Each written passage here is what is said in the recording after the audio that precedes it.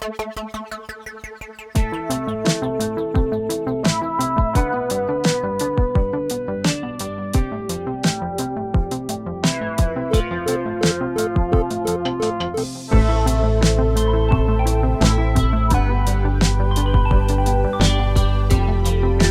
líneas.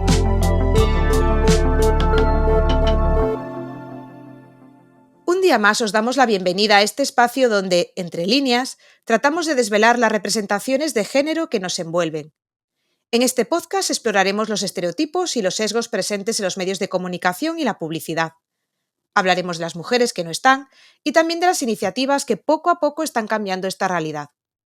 En el episodio de hoy nos centraremos en la construcción que los medios de comunicación hacen de la diversidad afectivo-sexual, en cómo las mujeres LGBT aparecen infrarrepresentadas en los discursos mediáticos y su imagen responde a estereotipos e incluso a un tratamiento hipersexualizado.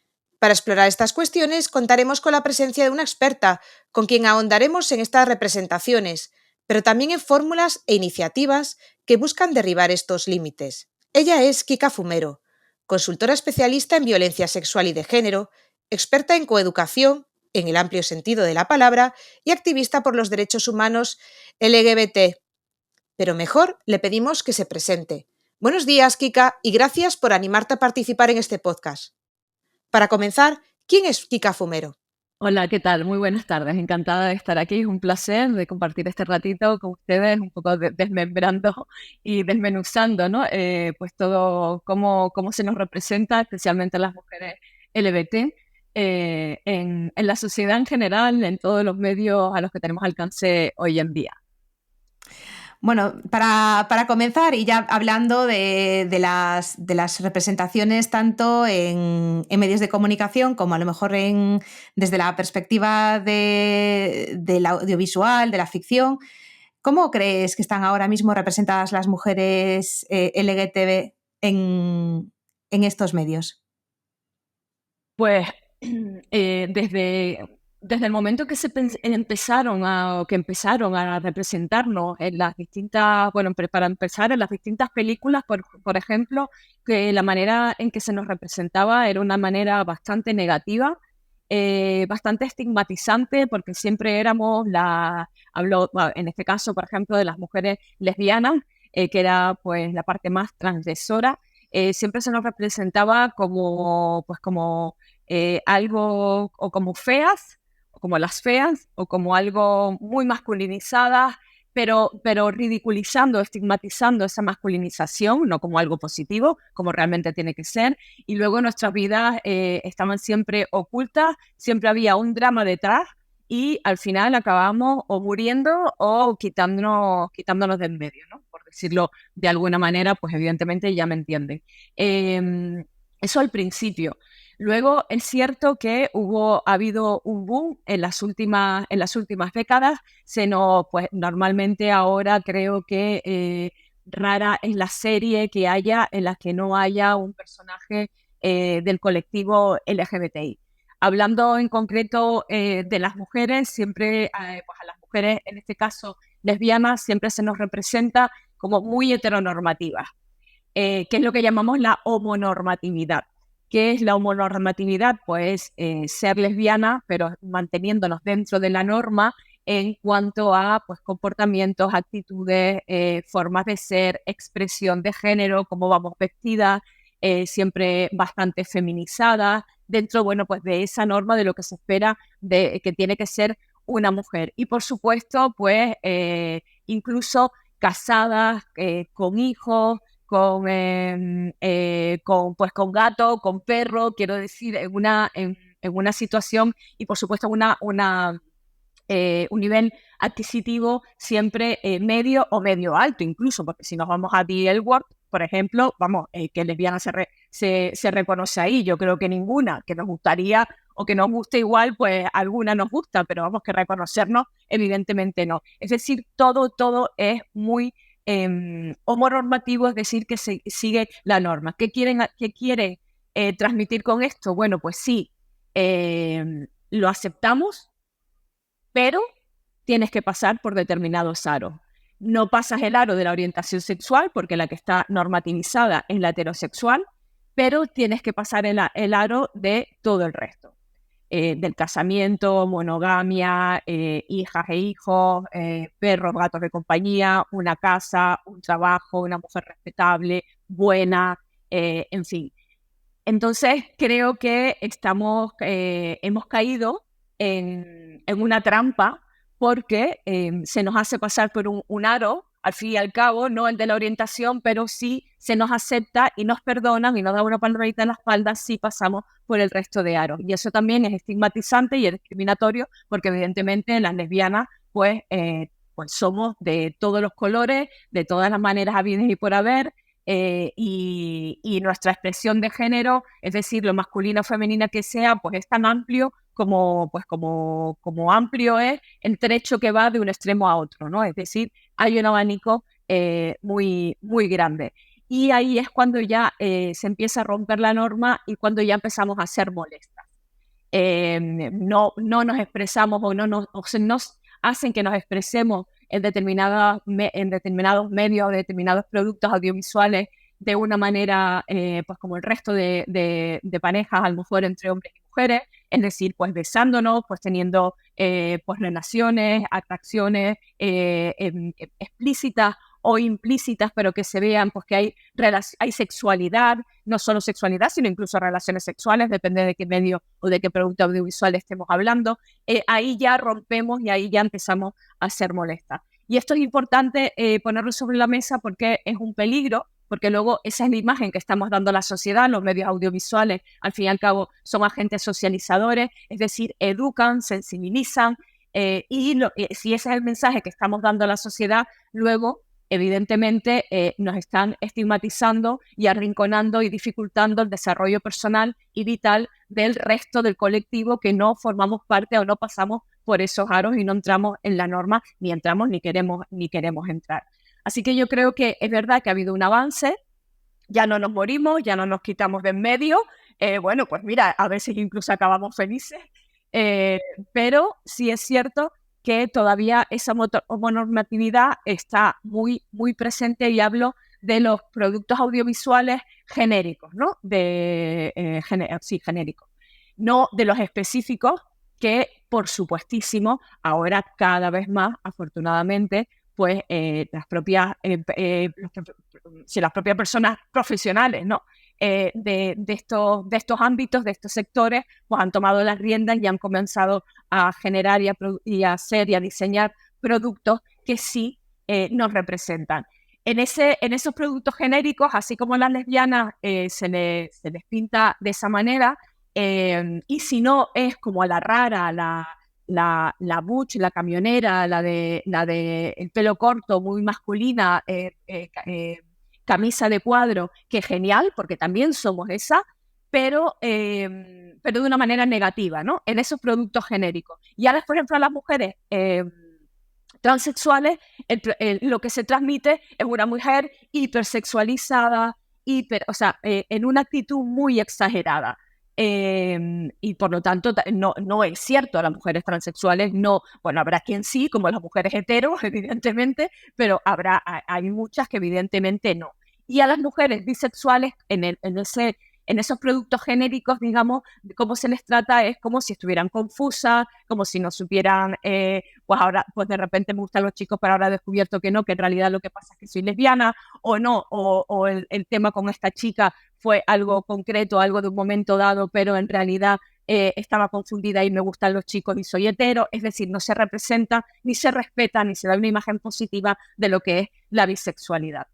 Y como decía, ahora por fin profesionales del propio colectivo incluso, o profesionales que evidentemente tienen una teoría feminista, que están sensibilizados y sensibilizadas con la realidad del colectivo LGBTI, o en este caso de las mujeres LGBT, y especialmente mujeres, hay que decirlo porque se nota muchísimo la sensibilidad, están comenzando a realizar, a llevar a cabo y a diseñar productos en los que nuestras distintas realidades sí están representadas de una manera positiva, y evidentemente pues dentro de una película, de un corto, de una obra de teatro, podemos ser buenas o malas como seres humanos, pero no por el hecho de ser lesbianas, bisexuales o transexuales, ¿no? Y dependiendo del personaje, pero no asociado esa maldad o ese personaje malo o negativo, no asociado a la orientación sexual o a las identidades de género. Afortunadamente ahora cada vez más están saliendo muchos más productos y también mucha más literatura y evidentemente,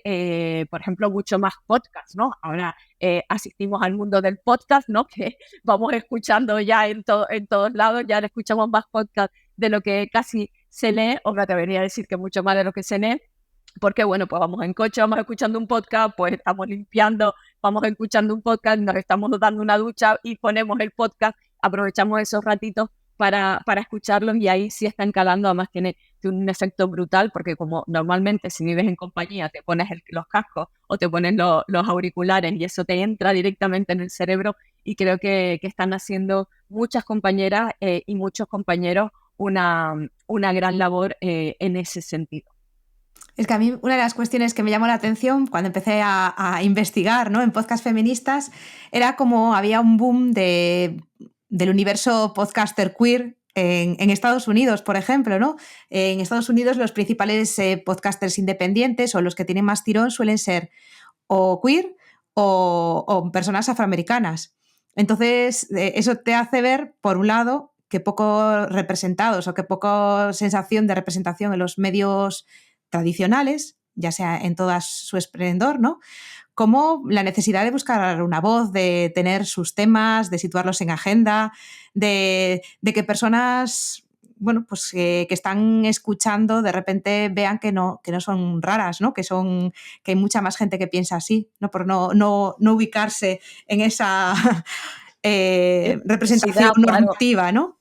La necesidad de sentirse representadas. Y fíjate que de esto que estoy hablando, de esos productos genéricos, para diferenciarlos de los, digamos, pues no de los activistas, que pueden ser vistos como activistas, pero en realidad lo que son es que productos que reflejan nuestra realidad, que se sensibilizan con ella y que son conscientes y transmiten una imagen positiva de lo que es la orientación y la identidad, independientemente luego de que el personaje sea bueno o malo, eso independientemente. Pero fíjate que en esos productos genéricos también las lesbianas o las mujeres LGBT, por supuestísimo, eran blancas en su mayoría. Si estaban racializadas, también era considerado un aspecto negativo ligado a un personaje negativo, rara vez positivo, y luego todas tenían una edad media. O eran jóvenes, o eran adolescentes, o eran jóvenes, o llegaban a una cierta edad. Es decir, dudo mucho que pasaran de 40 a 45 años.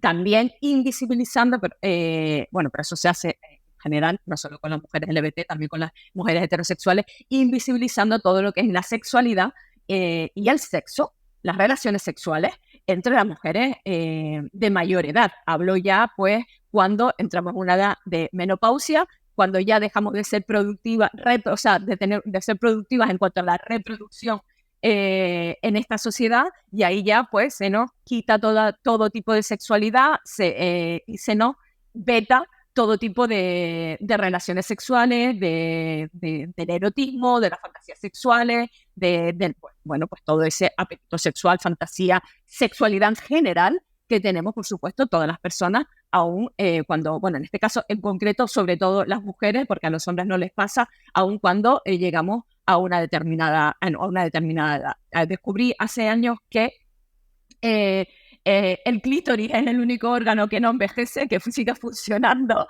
hasta los últimos días de nuestra vida, así que yo creo que es importante, ¿no? Es cierto, o sea, está probado científicamente.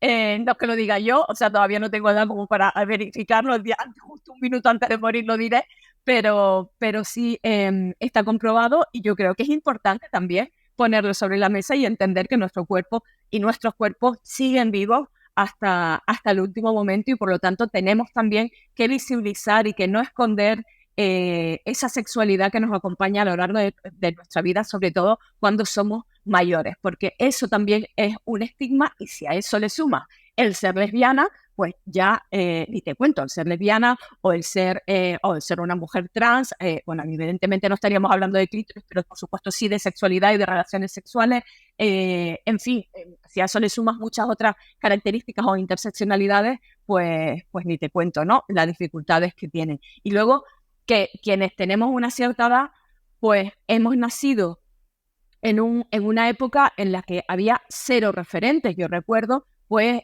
juntar, o sea, desde pequeñita, pues nos ponían, nos pasan, es que en los dibujos animados hay besos entre chico y chica, o quien sea, dos marcianos, tienes claro quién es el marciano chico y la marciana chica, y hay besos, evidentemente no llegan más allá porque son dibujos animados para peques, pero sí hay una sexualidad, digamos, un acercamiento, y eso lo vamos incidiendo y lo vamos viendo a lo largo de toda nuestra vida desde que somos muy pequeñitas y muy pequeñitos, ¿no? Entonces yo recuerdo que yo juntaba a las dos pitufinas, yo juntaba a dos chicas y las ponía a hacer en mi imaginación lo mismo que hacían los chicos en los mismos dibujos animados, ¿no? Y yo creo que es importante, si eso no lo vemos mal, que también podríamos debatirlo, esto es importante también que demos desde muy pequeños referentes con los que les y los peques se puedan sentir identificadas e identificados. Así que bueno, creo que es sumamente importante el trabajo que estemos haciendo ahora, y yo creo que justamente por todo lo que ha avanzado el feminismo, por todo lo que se ha luchado, por todas las vidas que se han quedado atrás en esta lucha, porque ha costado muchas vidas y siguen costando, y desgraciadamente seguirán costando hasta que lleguemos a la meta,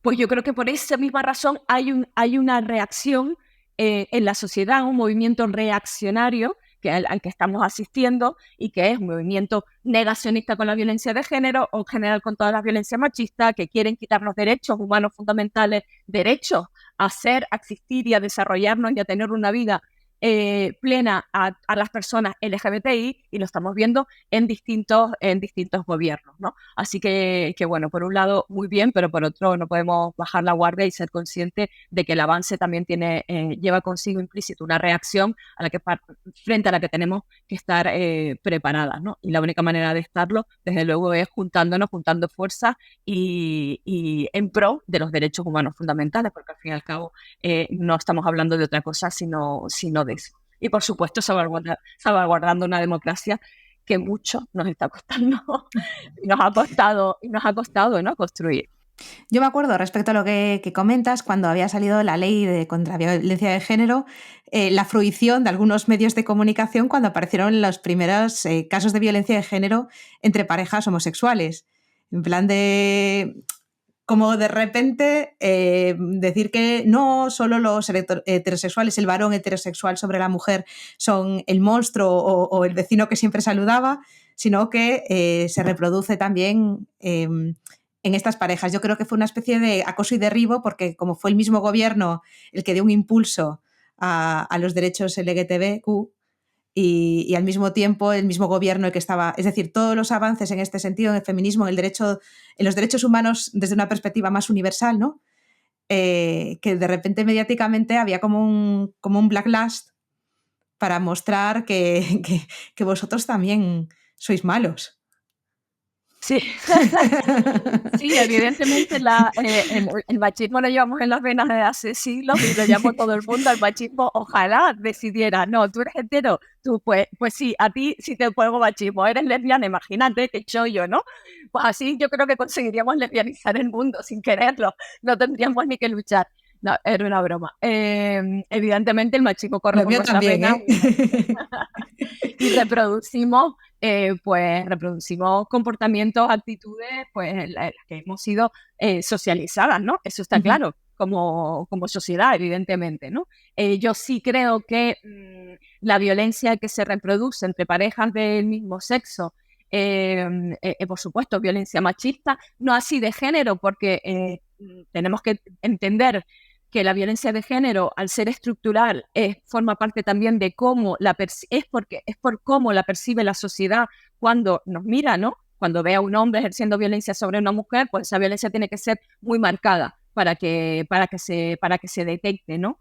A lo mejor entre dos hombres, pues apenas ves a dos tíos que están ejerciendo abuso o violencia el uno sobre el otro, pues se detecta mucho más fácilmente. Pero es cierto que luego hay millones de casuísticas, Y luego es cierto que reproducimos roles, que eso es sumamente tóxico, es lo que hablaba antes de la normatividad, ¿no? De reproducimos esos roles, pues siempre está, que esa es otra de las cosas que se expresaba mucho para comprender la homosexualidad, ¿no? En los productos audiovisuales genéricos pues de hasta hace poco tiempo.